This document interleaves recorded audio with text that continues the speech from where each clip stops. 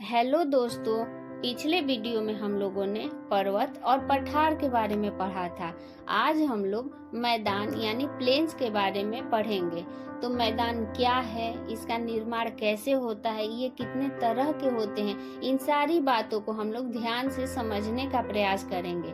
तो चलिए शुरू करते हैं। तो वैसी समतल और निम्न भूमि को हम मैदान कहते हैं जिसका स्थानीय जो ढाल होता है वो बहुत कम होता है और समुद्र तट से इसकी ऊंचाई 500 फीट होती है, मतलब 500 फीट से कम होती है। संपूर्ण विश्व में स्थल मंडल के 41% भूभाग पर मैदान का विस्तार पाया जाता है। कुछ मैदान जो होते हैं पठारों से भी ऊंचे होते हैं, जैसे मिसिसिपी का मैदान जो अपलेशियन पठार से भी ऊंचा है। तो दोस्तों कुछ मैदान जो होते हैं वो समुद्र तल से भी नीचे होते हैं, जैसे नीदरलैंड का मैदान। अब हम लोग मैदानों का वर्गीकरण देखेंगे। तो उत्पत्ति के अनुसार 3 तरह के मैदानों का निर्माण होता है। जैसे पहला हो जाता है भू संचलन से बने मैदान, दूसरा होता है अपरदनात्मक मैदान और तीसरा होता है निक्षेपात्मक मैदान। तो सबसे पहले हम लोग भू संचलन से बने मैदान के बारे में बात करेंगे। तो इसे हम संरचनात्मक मैदान भी कहते हैं। जब कोई स्थल खंड का सागर से इमर्जेंस होता है यानी निर्गमन होता है तो संरचनात्मक मैदान का निर्माण होता है। जैसे यूएसए का जो विशाल मैदान है वो संरचनात्मक मैदान है। रूस का रूसी प्लेटफॉर्म वो भी संरचनात्मक मैदान है। जब इमर्जेंस यानी निर्गमन हो जाता है तब इन मैदानों के विकास में जल एवं हिमानी के अपर्दन तथा निक्षेपण का भी योगदान होता है।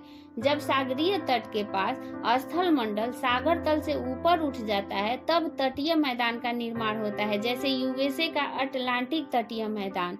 भू संचलन के कारण जब सागरीय तट निमज्जित हो जाता है तो वह निक्षेपण के कारण मैदान में बदल जाता है, जैसे भारत का कर्नाटक एवं पूर्वी तटीय मैदान। दूसरा है अपरदनात्मक मैदान। तो इसका निर्माण भी नदी, हिमानी, पवन, काष्ठ इत्यादि बहुत तरीके से होता है। तो सबसे पहले हम लोग देखेंगे नदी के अपर्दन द्वारा निर्मित मैदान। नदियां अपने अपर्दन चक्र की अंतिम अवस्था यानी वृद्धावस्था में ऐसे मैदान का निर्माण करती है जिसे हम संप्राय मैदान या पेनी प्लेन कहते हैं।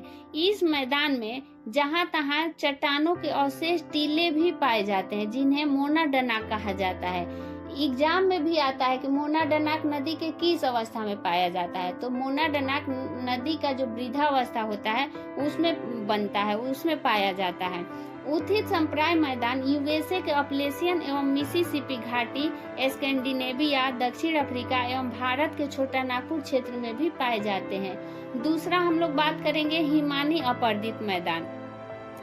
ऐसे मैदान मिट्टी की जो परत होती है, मतलब ऐसे मैदान में मिट्टी की जो परत होती है वो बहुत पतली होती है तथा मैदान में चट्टानों के टीले एवं झीलें देखने को मिलती है, जैसे नॉर्थ अमेरिका के उत्तरी भाग एवं नॉर्थ वेस्ट यूरेशिया में पाए जाते हैं। भारत में लद्दाख हिमानी घर्षित मैदान है। तीसरा है पवन के अपर्दन द्वारा निर्मित मैदान। पवन के अपर्दन क्रिया के कारण बनने वाले मैदान को पेडी प्लेन कहा जाता है। यह शुष्क एवं अर्ध शुष्क प्रदेशों में पाया जाता है। इस मैदान में जहां तहां जो चट्टानों के अवशेष टीलों के रूप में मौजूद होते हैं उन्हें इंसेल वर्ग कहा जाता है। चौथा होता है कास्ट मैदान। ऐसे मैदान का निर्माण चूना क्षेत्रों में होता है। चूना क्षेत्रों में भूमिगत जल या वर्षा जल की विलयन क्रिया के कारण इस तरह के मैदान का निर्माण होता है। इस मैदान में जहां तहां स्थित अवशिष्ट टीलों को ह्यूम्स कहा जाता है। ऐसे मैदान यूगोस्लाविया के कास्ट प्रदेश, उत्तरी अमेरिका के फ्लोरिडा एवं युकाटान, दक्षिणी फ्रांस, भारत में चित्रकूट में पाया जाता है। अब हम लोग तीसरे निक्षेपात्मक मैदान के बारे में बात करेंगे। इस तरह के मैदान का निर्माण नदी, हिमानी, पवन इत्यादि के निक्षेप से होता है, जिसमें पहला है पवन द्वारा निक्षेपित मैदान। पवन के निक्षेपण के कारण ऐसे मैदान का निर्माण होता है, खास तौर पे मरुस्थलीय प्रदेशों से दूर पवन द्वारा मिट्टी के महीन कणों के निक्षेपण से होता है, जिसमें जो लोयस का मैदान है जो चाइना में पाया जाता है वो बहुत महत्वपूर्ण है। अर्जेंटीना में भी इस तरह का मैदान पाया जाता है। दूसरा है जलोढ़ मैदान। जब नदी पर्वतीय भाग से नीचे उतरती है तो ढाल में कमी होने के कारण अपने साथ लाए गए कंकड़, पत्थर, बालू, कीचड़ इत्यादि को पर्वतपदीय भाग में निक्षेपित कर देती है। पर्वतपदीय मतलब पर्वत के नीचे, उसके पैर के पास, जिसे जलोढ़ पंख का निर्माण होता है। और जब कई जलोढ़ पंख आपस में मिल जाते हैं तो पर्वतपदीय मैदान का निर्माण होता है। इसका सबसे अच्छा एग्जाम्पल हिमालय का भाबर है। इसके अलावा अमेरिका के चिली की घाटी तथा सेक्रामेंटो की घाटी में ऐसे मैदान देखने को मिलते हैं।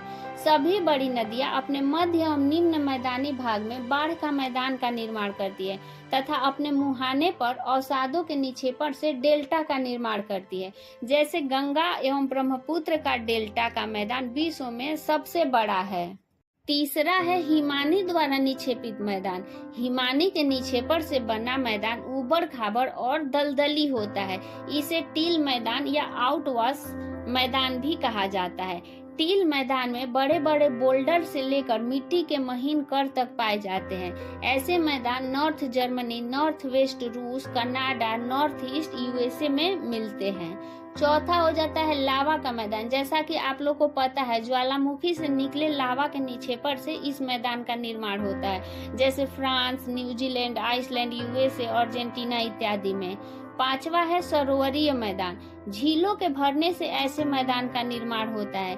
भारत में कश्मीर की घाटी, इम्फाल बेसिन इसके उदाहरण है। विश्व में देखा जाए तो यूरोप में हंगरी का मैदान, नॉर्थ अमेरिका में ग्रेट लेक्स के तटवर्तीय मैदान इत्यादि सरोवरीय मैदान के उदाहरण हैं। तो फ्रेंड्स, आज के वीडियो में आप लोगों ने क्या सीखा हमें जरूर बताएं और मेरे चैनल को सब्सक्राइब करना न भूलें। Thank you. Have a nice day.